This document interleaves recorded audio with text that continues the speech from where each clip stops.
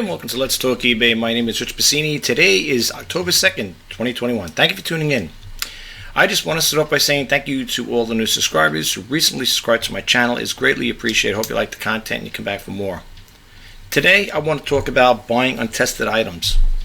Is it worth it? Is it a risk? Is it a gamble? It's all of the above, right? Well, yes and no. I bought some items that were untested, and I made them. Well, I had to jump through hoops to make them work, but in the end result, it ended up working for me for the most part. But what I want to talk about today is what you see here. This picture here, this Panasonic palm cord here. It's the PV-L578. I picked this unit up. It's untested. I don't know if it's going to work. Did I get it for a good price? Yeah. Is it going to make a profit if I sell it? Yeah. Why not? But the only time it can, here's one of the caveats of it though, the only time it can be a profit loss is if you're spending more money to make that item work, okay, as opposed to just, working with the bare bones of what you have. For instance, this here, this unit that you see here came with the bag, came with the VCR, the brand new tape there, and it came with one battery. And the only investment I had to do right there is the K-Star battery charger for it, because again, there was no way to test it out. It's battery driven, right? I'm sure it does have an AC adapter to it, but I'm not going to invest into it. I believe I bought this here, this K-Star, what do you call it there? Battery charger. I think it cost me 15 bucks. Okay, but I had to buy it. I had to make that small investment, and had to make sure that the battery was going to hold the charge, and that I was able to actually test it out, go through the functions with it, make sure it zooms in and out, make sure the light works on it, make sure everything checks out on it. So yes, it does, it is a risk, and it does cost money sometimes to make these untested items work, plain and simple. Now, if it didn't have a VHS tape, I would have to buy one, okay? Now, that's when it starts getting a little costly. But if you get them in a thrift store, you get a tape like that. Sometimes they run for $1.99 or 99 cents, depending if you have a half-work day. You get it for like a song in advance. But here's the thing, though. I did test it out. I have it charged right now in the K-Star battery charger. The K-Star battery charger is right here, and this is brand new. That's the box over there. If you can see, it's a little whited out, but that is the brand new box. And I got this here today. So now, being I got it today, I took the pictures and I'm going to put them up on eBay. So the thing is, now this just goes out to the newbies, okay? When it comes to getting a new item like this, or getting ready to put an item like this up on eBay, you want to do your comps. For some people say, what are comps? Your comparison shopping. You're going to do comparison pricing, not shopping. Well, that too. You're going to do your comparison pricing. So we're going to bump out of here really quick, and we're going to go to another window here. And I already did it. I just typed it in right now. And let me tell you something, folks. They're not like super, you're not going to make a super fortune of it, but I got this here cheap enough where I could still come out with a profit. Not big profit, but I'm still coming out with a profit. So what you want to do is, when you come over here to, after you look it over and stuff like that, I always like to see what that particular seller is selling the item for and what does it come with. Now this here, I have a bag in here, right, that came with it. It's a nice bag, it's a nice camera bag. And it came with, like I said again, it came with the battery, Panasonic battery. And it came with this here, this VHS premium high grade, whatever, I think it's TC30, whatever. Anyway, it came with this, a brand new one like that. Okay? And of course, they're going to be getting the brand new charger. And I also, when it comes to, I think I talked about this in my other videos as well, when it comes to buying untested items, and after you test it and everything works good, you might want to print out your owner's manual. This one, in this case, it is the operating instructions. This here is a total of 56 pages. So I printed out double-sided, two-sided on here, and it cuts it back. So let's just say it was 50 copies. It would be, 25. But anyway, I printed it out, and this is what the buyer will be getting if they buy this unit.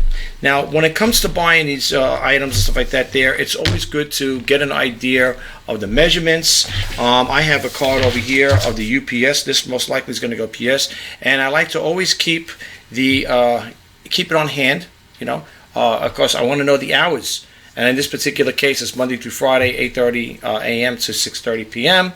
And Saturdays, it's 9 a.m. to 5 p.m. Sunday, they're closed. But anyway, it's always good to keep a card there just in case you say, geez, like yesterday, I thought they were open until 8 o'clock. And I had to ship out a printer.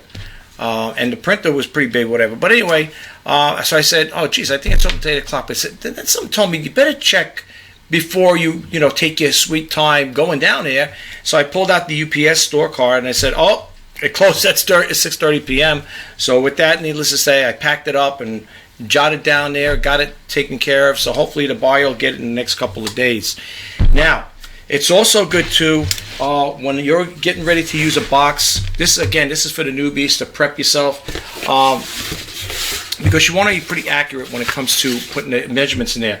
As you can see here, this box here I got at Walmart. I get a lot of my boxes at Walmart. This happens to be a 12 by 8 by 10. Okay, it's always good to know that there. If you don't want to keep playing with it, just get a piece of paper and write over here 12 by 8 by 10. I think I said right. Yeah, I think it was 12 by 8 by 10. Yeah.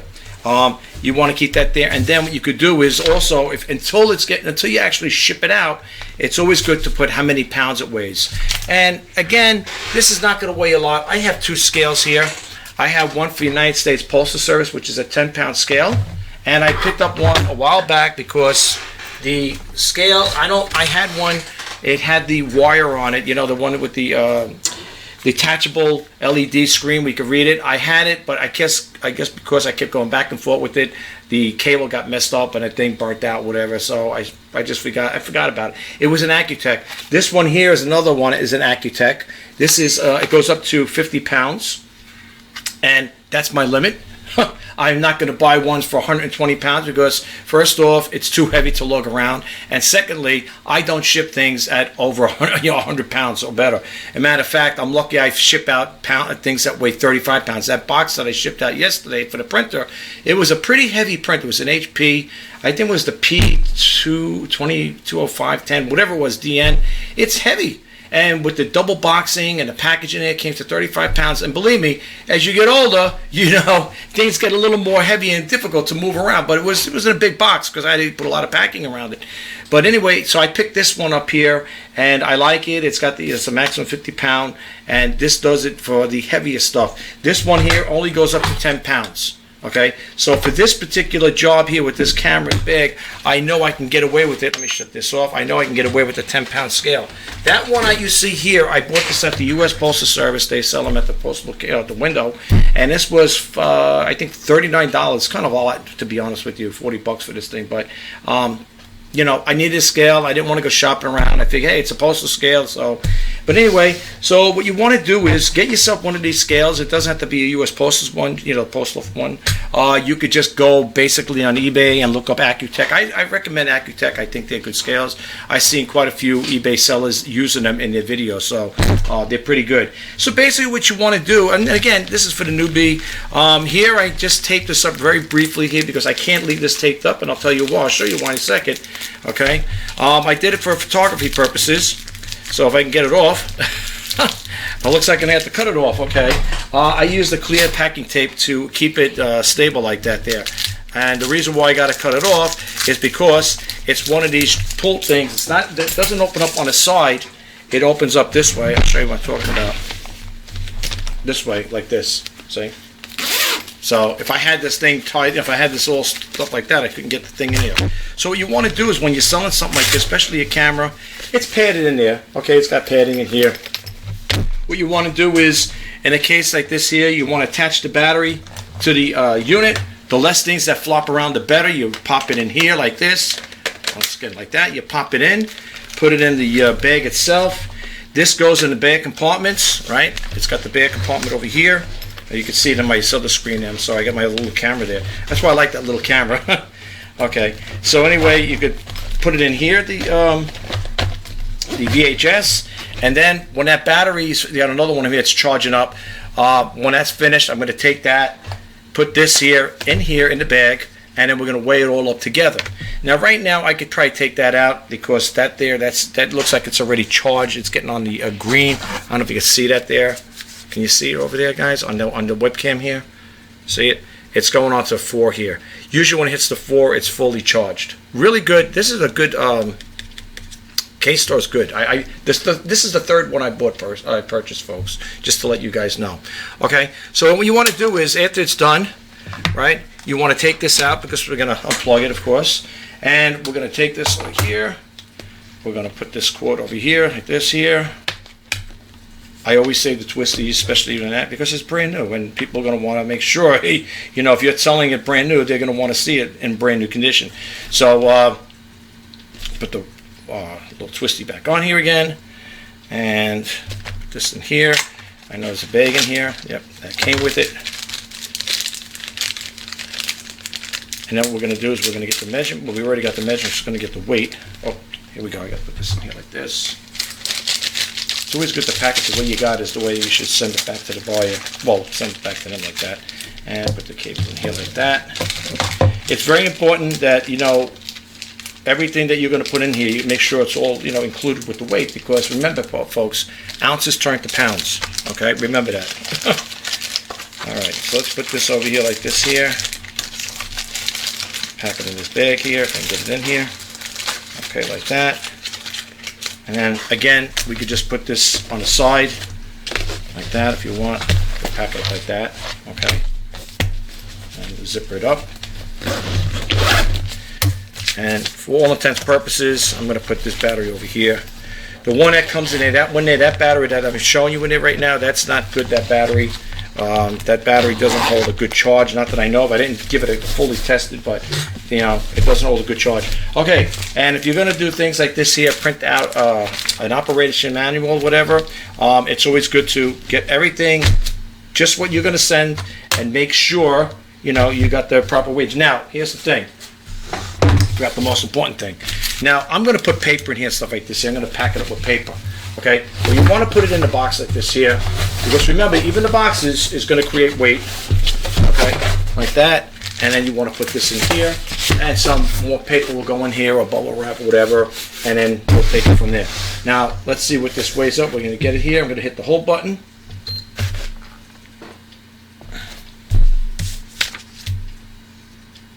Got to wait for that beep. Okay. Now, as you can see here, it came to 6 pounds 4 ounces. You see what it says 6.4 ounces with the little 5 there.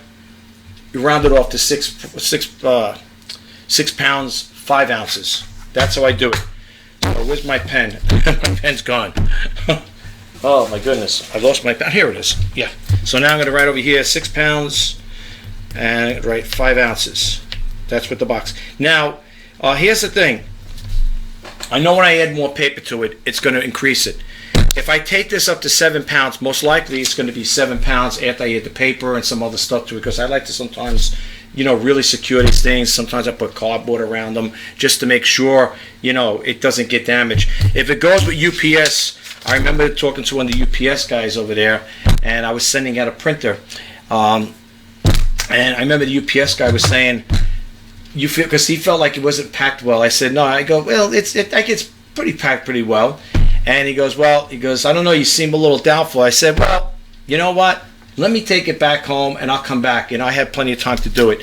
And what I did was I double boxed it. Okay, I made sure that printer was double boxed. I did put cardboard around the side of it, and I did put packing around it, but I didn't feel comfortable with it because it's a, you know, it's a pretty decent sized printer, kind of heavy. And what I do is I took another box, another shipping box. I took out the cardboard pieces that were around it. I placed the printer in another box, put the printer in another box, packed it around, and then I dropped it back off to UPS. And you know, I felt good with it back then because, you know, it felt solid. You know, the packing felt really good. And he told me, he goes, the reason why I'm telling you, this is the UPS guy. He goes, because those things go down the conveyor belt. He goes, they go fast down there. And he goes, and sometimes they drop down and stuff like that. He goes, if this thing is not well packaged, it's a good possibility that it's going to get damaged, you know. So when I heard that there, I said, give me the package back. Let me take it back. And I said, I'm going to repack it again. And, you know, we'll see where it goes. You know, I'll send it back to you. I'll get back to you before the day's over. And I did that there.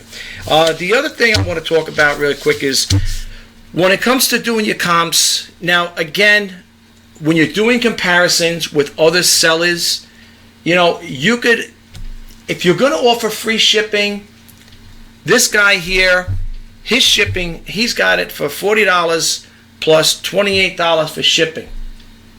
Now, what I would do if I was this person, but this is just me, if that's what the cost is going to be, if that's what the shipping is going to be, I would add that to the cost what he's got it right now. So I would make it, I don't know, $68, maybe $70 with free shipping, something along that line, because he's asking $28 for shipping. Now this is what going to be when I put the packing in there and the packing material in there. It's going to probably be like 7 pounds, no doubt about it. It's going to be 7 pounds. It's 7 pounds anyway. It's 6 pounds 5 ounces, and the post office rounds it off. If it goes via by the post office, they round it off to pounds anyway. So this is going to come out to 7 pounds regardless. All right. So I know if I put more packing material in there, I'm still covered, even because it says 6 pounds 5 ounces, and that's without the paper. You know, because I put the paper in there to really pack it up. Bubble wrap is okay, but if you go like to Walmart and you buy it, a roll like yay big is like $16, and it's not even the big stuff. It's like the medium-sized stuff, and that stuff goes quick. So what I do is I use paper, and I pack it up. I bundle it up really good. I make it tight. If you look at my feedbacks, you'll see people have not complained about my shipping. If anything, they compromise. You know, they complimented my shipping. You know, they liked the way it was packed and shipped. So that's how I do it. But anyway, the other thing is getting back to that there. And if you're going to, now here's the thing I want to talk about. I talked about this once before my other video. Again, this goes out to the newbies. Now, when you're going to sell now, let's say you say, okay, I'm going to use this here. I like the format, whatever. He's got the at the thing already. It's a listed category: cameras, photos, and camcorders. Okay. So if you're happy with it, when you scroll down here where it says "Sell Now," you're going to click that on. Okay. You're going to click that "Sell On," "Sell Now," "Sell Now," and you're going to look at everything you have. Now, if the person puts in there, be careful with the titles, because if you're not paying attention, the person might put in there a different model number. It might look the same, but it might be a different model number. It could be off by 1 digit. And you might say, oh, you see the first one says PVL 578. It could be 577. So be careful when it comes to that. And also see what they're putting in. Is it mint condition? Is it used pre-owned? Make sure you check the title out before you actually use this format. You're going to change it anyway, but it's always good to double check. And then when you scroll down, you can see what you got. Now, I have a starter store. I could add other categories. I could be specific. Now, I don't know in my categories if I could have, if I do have Panasonic. I do. So I could put in here for my store category, Panasonic, and take out the electric coffee pot, right? Take that out. And let's see. Let's see if I put over here camcorders. I don't know if I have any, but I could add it on there if I want. For argument's sake, I'm just going to leave it as electronics, okay? And then with the UPC code, I'm not going to enter it. I don't think if it has it on it, it may have it. I don't know.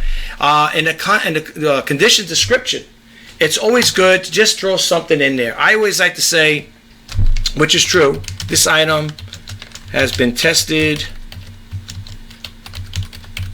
and works good. That's what I always like to put in there. Works good. Whoops. The other thing you want to put in there in the condition, because that's what they're going to see when you run your, upload this listing. You might want to put in there, like I put in there sometimes, if it's something that needs to be attention, it has an attention to, put it in here. Please read description, or please, whatever, or put the actual.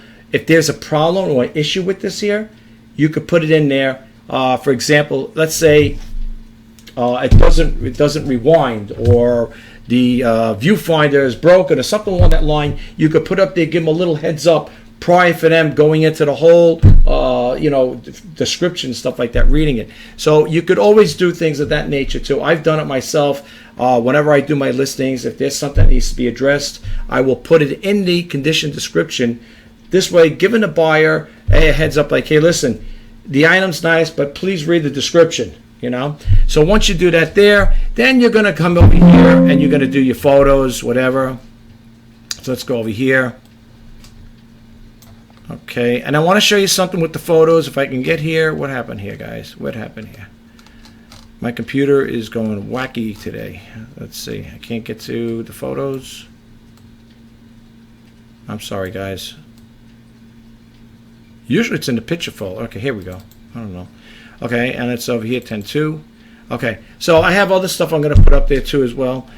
So what I want to do now is I want to just get a couple pictures like this here. Just I want the first one like that I just did. Well, I didn't want to click it that quick. Well, let's go back again, and we want to add some other ones here. I like to take a lot of pictures, so it's always good to, you know, pick out the ones that have good clarity and stuff like that, things of that nature. I want to put the instruction booklet in there. I'm doing this with the control key too, just to let you know. So we take that picture, that one, that one, that one, and that one, and you're allowed to put 12 on here. Okay, and let's get the camera bag in there. Let's see what else we could always remove. We don't want, folks. That's what's nice about this here. And I want to put in there the thing here, the K-Star battery charger. Let's see what else. Well, they're going to see it anyway, but let's see what we got here. So we got that one there. We got 1, 2, 3, 4, 5, 6, 7, 8, 9, 10, 11, 12. Okay, we got the 12. It's always good if you could use all, the whole 12. It's good to do that there. All right, so once it uploads, you can make adjustments here, folks, if you need to. Like, for example, I don't know if you're familiar again, this is for the newbies.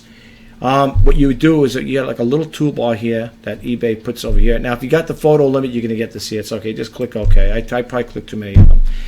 What you want to do is, let's say with the booklet here, the operating instructions, what you do with the little toolbars here, believe it or not, one is for cropping. This is rotation. This is the adjust the brightness and contrast. This is the sharp key, the sharpen one, and this is the adjust auto adjust. Now, if you click auto adjust, it'll come out like that. That's pretty good. You don't have to play around with it. All right, you could just do it and just rotate it. If you didn't want to use that, you could reset it if you want, or just cancel it out, and it goes back to default settings. So I'll show you, just in case you want to do it manually. You would go over here. We're going to save it because we want it to be vertical like that. Yeah, not horizontal, vertical. Well, that's what I'm looking at here. And then you go over here to the brightness and contrast, and here you could do all your little minor adjustments. Okay. You could do it that way, and if you want to also sharpen it up, you want the picture to be a little more sharpened, so you can just go like this here. Don't make it too sharp because then it gets a little grady. Leave it like around there, and that's good. So now that's there, and you can move the pictures around. Okay, you could always move the pictures around. Now, when you're doing it, just check it out. Now, let me go back to that one again here. I don't want this shadow here, so here's where the crop feature comes in. You go like this.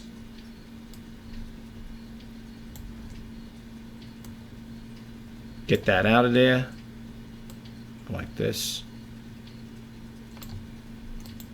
and boom, there you go. And it also enlarges the picture too. It makes it a little bigger. All right, so now you want to check out the rest of these stuff. Let's see this one. This looks pretty dark. All right, that's the K-Star battery charger. Let's go over here. Let's see if we can do something here. Fix this up a little so where they could see it. Okay, you don't want to go too much. If you do, you'll wash it out. You want to keep it where the person could see it, the characteristics of it. Okay, and then when you finish with it, you could always adjust it. If you don't like it, you can cancel it. Okay, so that looks okay to me. And then we want to go with the other photos, like make sure they look good, clean. I like to take pictures all the way around. Okay. Oops, there we go. And we got that one there. Okay, so this is the one we want to keep. Now, if you got two of the same, you can get rid of which one you want. I don't know why I popped another one there, the same one. I don't know why you did that there, but you can get rid of one. You don't need to have duplicates like that. That's kind of looks silly. And with the added one there, if you got room for an added one, maybe there was something that was left out. Maybe you could put it in there. I don't know if it was this one. Let's see. It might have been. I don't know. Oh, it looks like it's the same thing again. Yeah. All right, we don't need it there. Okay, so in some cases, you don't use the whole 12. All right, but we do want that one there as your main focus picture there. Okay, when it comes over here, it says accept all. Do it because it's item specifics, and eBay feels about item specifics. Your item specifics have been updated. Required buyer needs specific items, but specific. Right. Buyer needs item specifics about this item, the brand, the handheld, the model, whatever.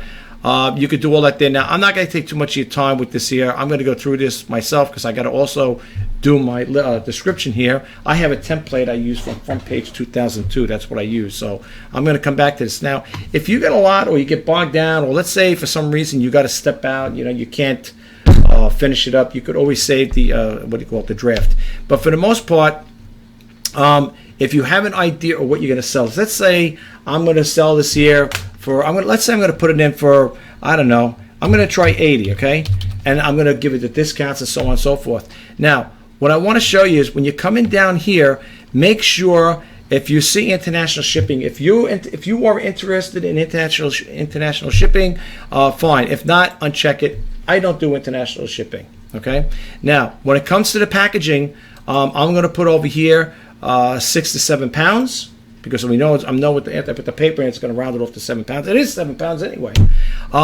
It's very important that you put the dimensions in here, and we got 12, 8, and 10. Okay, and then again, if you want, you could boost the visibility with and you could do more with that there. If you want to do the promoted listings, or the 5% promotion, discount, you could do that as well. I probably will do that in the end. We're not right now.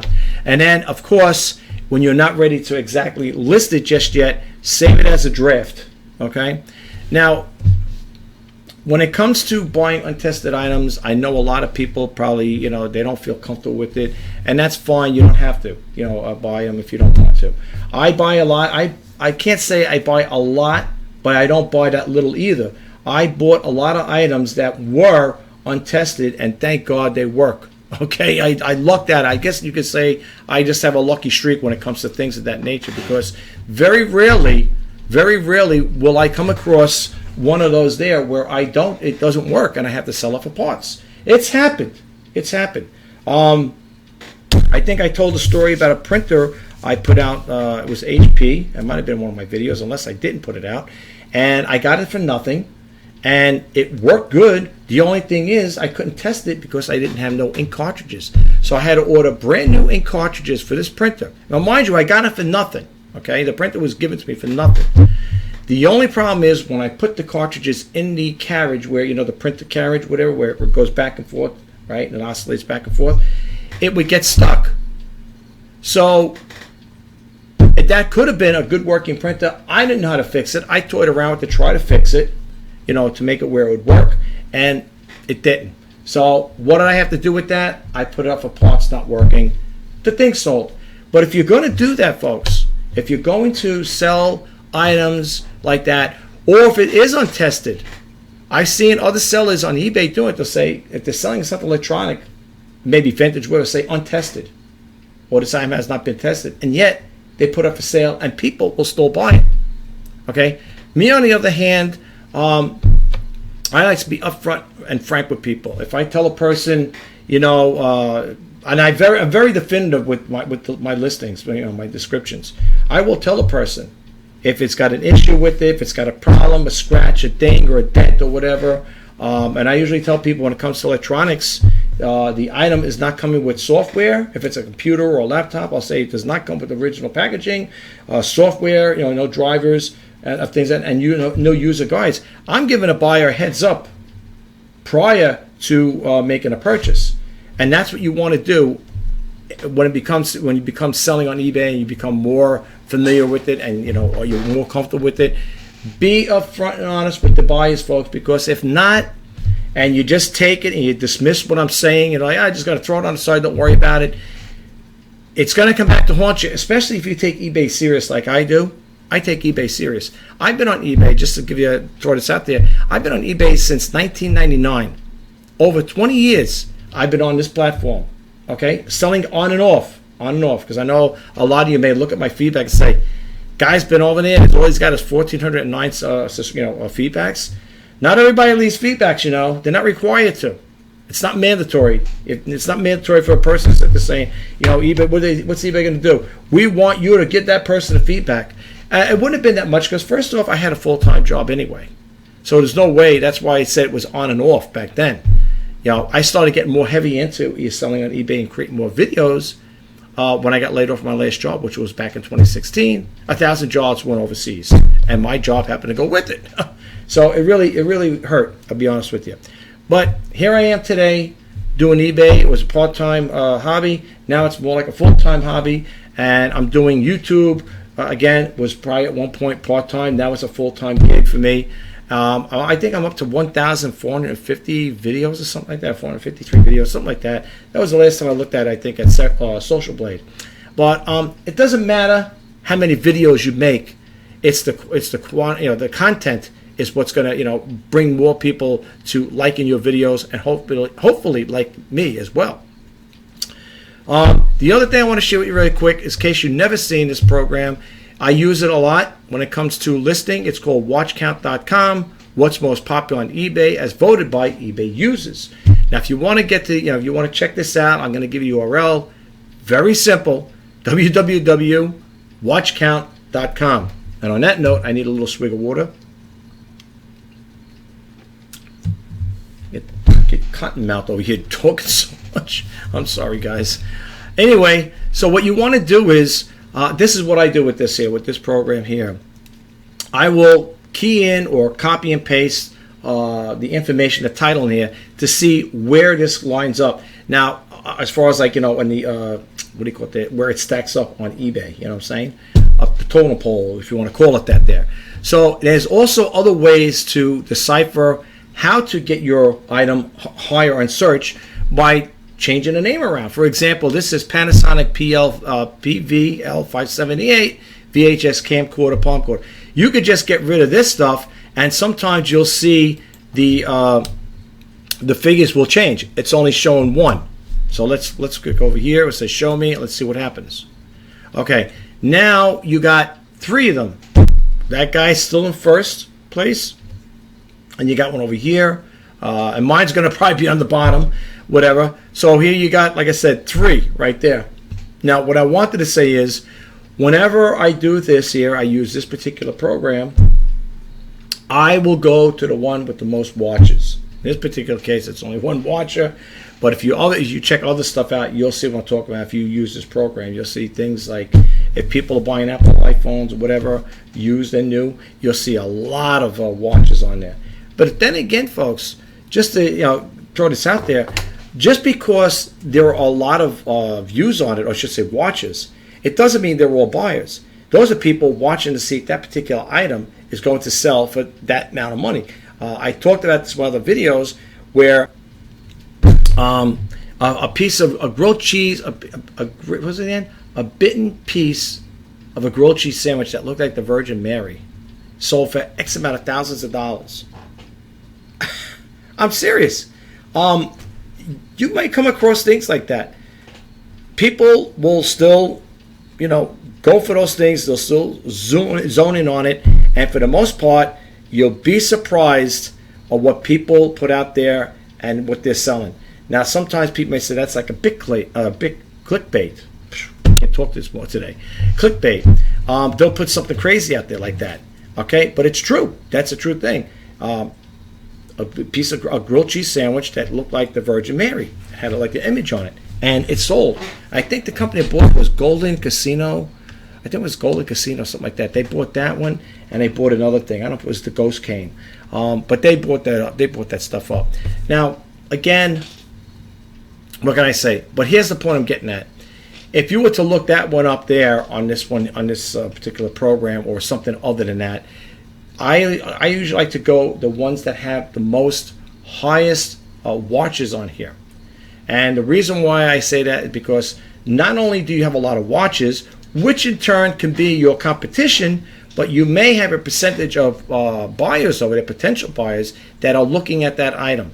And that's where I will go there, click it on, copy the title, go to my listing if it's the same exact thing, look at my categories, and pump it and put that title in there, and then I relist it again and see where I show up. And believe it or not, folks, it does work in some cases, because I've seen my listings, even on eBay, go higher up in search, and in some cases, even I could see them coming up first place in Google when people do a Google search. Okay, you got to toy around with it. eBay, you got to be like a mad scientist. You know, you got to sit here and experiment with this here, and you got to try things. You got to try different alternative ways. Try to study algorithm. What causes it to trip like that there, where a person's got the same exact item as you, his is selling and yours ain't? You know, there's variables with this here. But the thing is, the more you have a better understanding of eBay's algorithm, the better it's going to be for you in the long run. Okay?